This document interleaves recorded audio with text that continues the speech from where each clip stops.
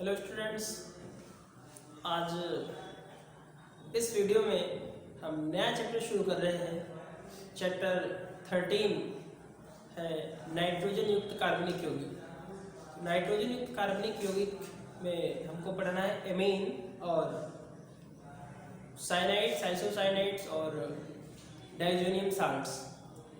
लेकिन इस सेशन के लिए आपको इस चैप्टर के अंतर्गत सिर्फ एमीन पढ़ना है, क्योंकि डाइज़ोनियम साल्ट और जो साइनाइड और आइसोसाइनाइड्स हैं तो वो 30% सिलेबस जो कम किया गया उसके अंतर्गत ले लिए गए हैं। कहने का मतलब इसमें आपको सिर्फ एमीन पढ़ना है इस चैप्टर के अंतर्गत।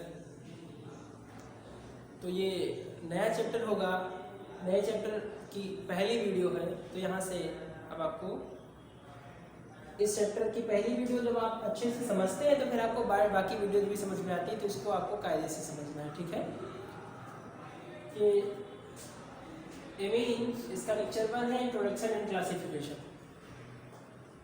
एमीन क्या होते हैं देखते हैं।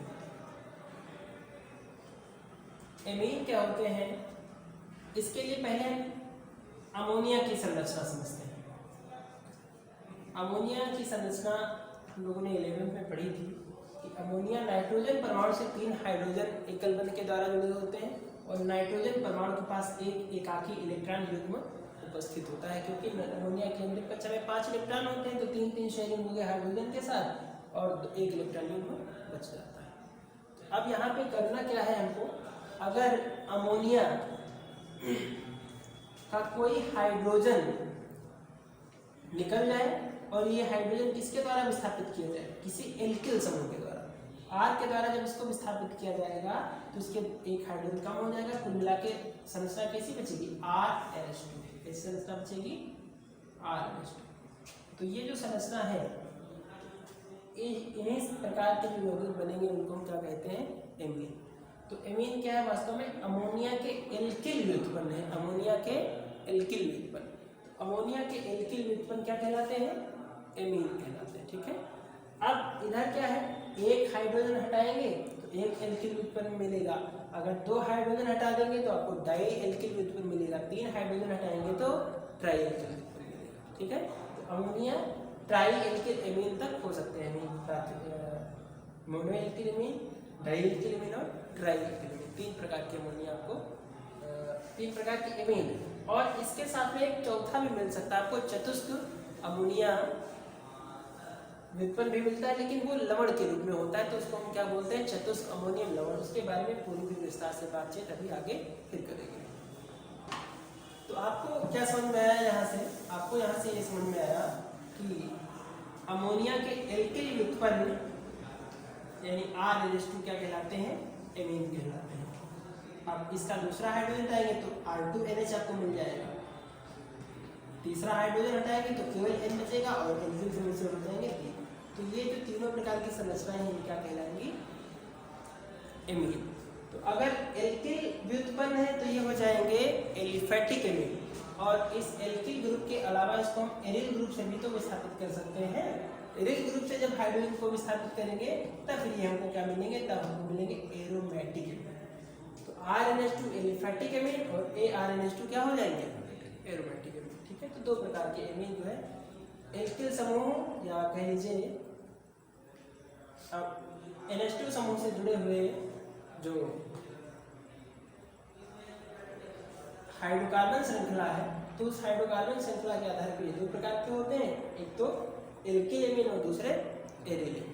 तो एल्किल एमीन होते हैं ये एलिफैटिक एमीन होते हैं, एरिल एमीन होते हैं ये एरोमेटिक एमीन होते हैं। तो ये 2 प्रकार के एमीन आपने समझ लिए क्या होते हैं, एलिफैटिक एमीन और एरोमेटिक एमीन।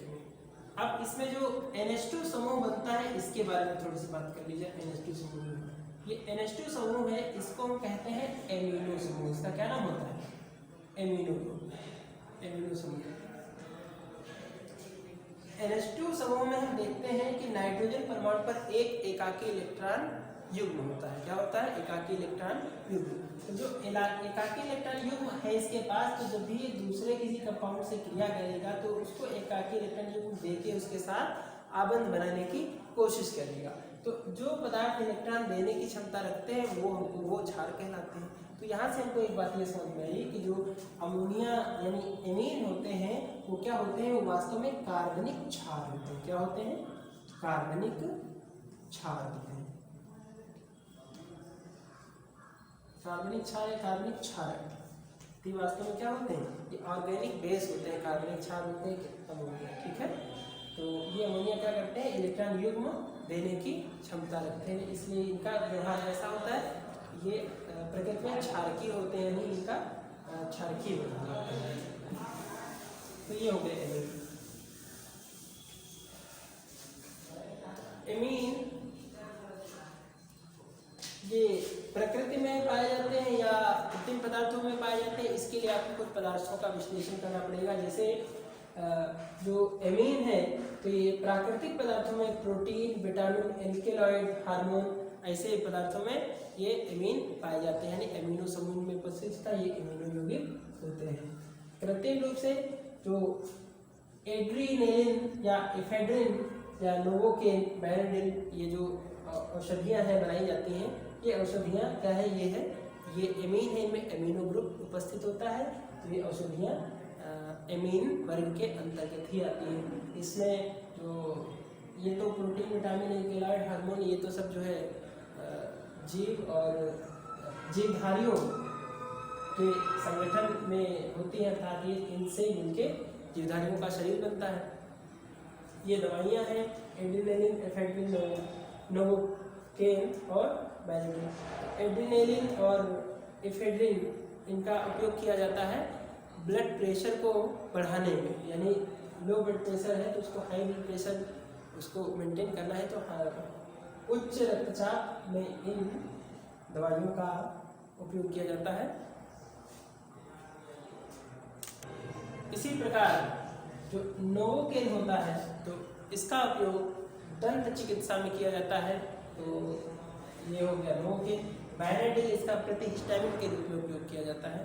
तो इनमें जो है ये औषधियाँ हैं वो भी एमीन हो सकती हैं। तो इस प्रकार से औषधियाँ हैं प्राकृतिक पदार्थों के रूप में पाई जाती हैं, तो इसलिए हमको एमीन का अध्ययन करना अत्यंत आवश्यक हो जाता है। तो एमीन के बारे में हम अब डिटेल में आगे बढ़ेंगे, इसको रख कर देते हैं।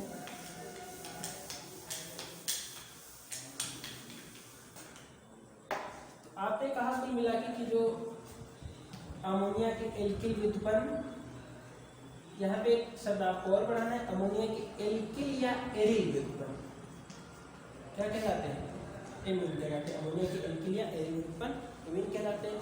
तो कुल मिला के इनका जब वर्गीकरण आप करेंगे तो ये दो प्रकार के हो जाएंगे। एलिफैटिक एमीन RNH2 होते हैं और एरोमेटिक एमीन ARNH2 होते हैं।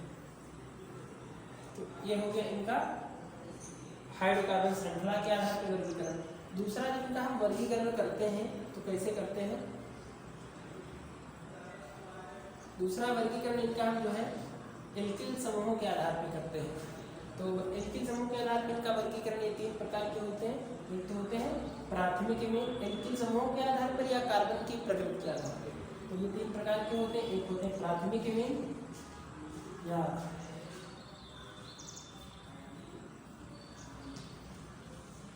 1 डिग्री एमीन या प्राथमिक एमीन, और दूसरा 2 डिग्री यानी द्वितीयक एमीन, सेकेंडरी एमीन, और फिर तीसरा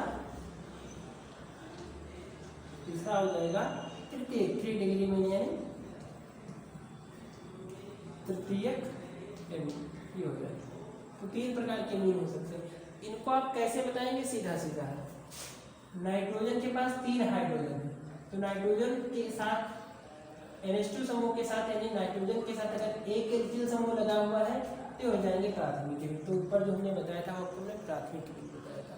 दूसरा, अगर इसके 2 हाइड्रोजन विस्थापित हैं यानी नाइट्रोजन परमाणु से अगर 2 एल्किल समूह लगे हुए हैं तो क्या कहलाएंगे द्वितीयक एमीन।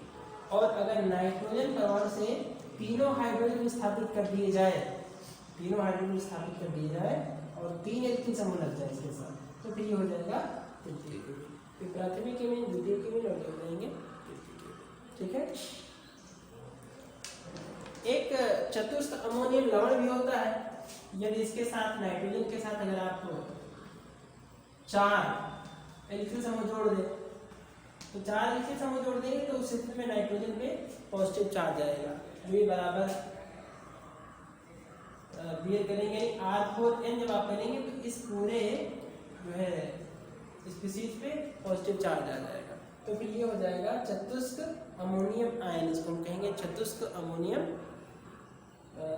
आयन, चतुस्क एमिनो आयन इसको हम कहेंगे। अब ये चतुस्क एमिनो आयन है तो ये क्या बनाएगा, फिर इसके साथ जैसे कोई हम हाइड्रोजन जोड़ दें या कोई अन्य ग्रुप जोड़ देंगे तो फिर साल्ट के जैसे व्यवहार करेगा। तो ये चतुस्क अमोनियम लवण की बात व्यवहार करेगा, ठीक है।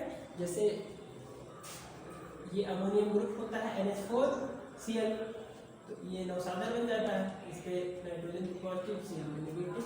उसी तरह से फिर ये जो अमोनिया के जो एल्किल व्युत्पन्न है वो भी आयन की तरह व्यवहार करेंगे, जो इस पे पॉजिटिव चार्ज तो आयन के बाद, और इसके साथ कोई अगर नेगेटिव इसे जोड़ दिया तो फिर ये क्या बन जाएगा, लवण। तो ये अमोनियम आयन की तरह व्यवहार करेगा और जो पूरा यौगिक है वो अमोनियम लवण की तरह व्यवहार करेगा। तो कुल मिला के इनका वर्गीकरण जब हम करेंगे तो 3 होंगे। ये लवण, तो लवण बन गया तो अलग ग्रुप हो गया, ये एमीन बन जाएंगे, ये एमीन क्षारक होते हैं।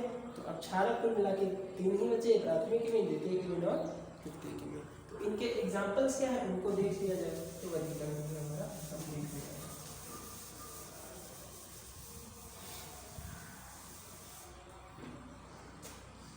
प्राथमिक एमीन का एग्जाम्पल जैसे CH3NH2, एक एल्किल हमने R के यहाँ पे CH3 लिखा तो ये हो गया प्राथमिक एमीन। अब यहाँ पे C2H5 ले लेंगे, C2H5NH2, तो ये हो जाएगा प्राथमिक एमीन। अब और आगे बढ़ाएंगे, अब इसके साथ में CH3CH2NH2 जोड़ देंगे तो फिर क्या हो जाएगा प्राथमिक एमीन। एक काम और करें, इसके साथ आइसोप्रोपिल समूह जोड़ते हैं CH3 सिंगल बॉन्ड NH2। अब तो भी ये क्या है प्राथमिक 1 डिग्री एमीन ही है, ठीक है। हालांकि ये जो एमीन है एमिनो समूह किससे जुड़ा है, ये द्वितीय कार्बन से। ये एमिनो समूह सब प्राथमिक कार्बन से जुड़े हैं, ये प्राथमिक कार्बन है, ये प्राथमिक कार्बन है, ये प्राथमिक कार्बन है। लेकिन ये जो कार्बन कैसी है, द्वितीय कार्बन। तो इसमें जो एमिनो समूह किससे जुड़ा हुआ है, द्वितीय कार्बन से जुड़ा हुआ है। लेकिन फिर भी अमोनिया का हाइड्रोजन एक ही विस्थापित है तो ये क्या होगा, ये होगा प्राथमिक एमीन, ठीक है। चलिए द्वितीय एमीन की बात करते हैं। द्वितीय एमीन कौन होंगे, 2 डिग्री एमीन। अगर अमोनिया के 2 हाइड्रोजन 2 एल्किल समूह के द्वारा विस्थापित है तो फिर उसको हम द्वितीय एमीन कहेंगे।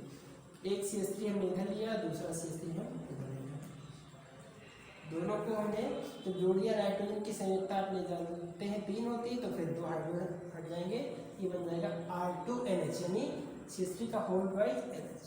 तो अब ये किसके अंतर्गत आएगा, ये आएगा द्वितीय एमीन। अब एक क्या करते हैं, एक हम एल्किल समूह ही लेते हैं, दूसरा एल्किल हम ले लेते हैं एथाइल, यानी C2H5। तो ये भी किसके अंतर्गत आएगा, ये आएगा द्वितीय। अब दोनों अगर हम ले लें एथाइल C2H5 NH, तो फिर ये क्या होगा, ये होगा द्वितीय एमीन। और तृतीय एमीन की बात जब हम करते हैं तो तृतीय एमीन में आपको याद रखना है कि नाइट्रोजन के तीनों जो है हाइड्रोजन वो एल्किल समूह के द्वारा विस्थापित हो जाए, CH3। अब ये जो है ट्राईमेथिलेमीन, इसका क्या नाम हो जाएगा, ट्राईमेथिलेमीन। तो अब उनके नाम मान लेते, ये है मेथिलेमीन, आप अपनी कॉपी में लिख लीजिए, हम आपको बताए दे रहे हैं। ये है मेथिलेमीन, ये है एथिलेमीन, ये क्या है N प्रोपिल, नाइट्रोजन समूह सीधी प्रोपिल श्रृंखला से जुड़ा हुआ है तो यह है N प्रोपिल एमीन। ये क्या है isopropyl amine, N propyl amine, ये है आइसोप्रोपिल एमीन।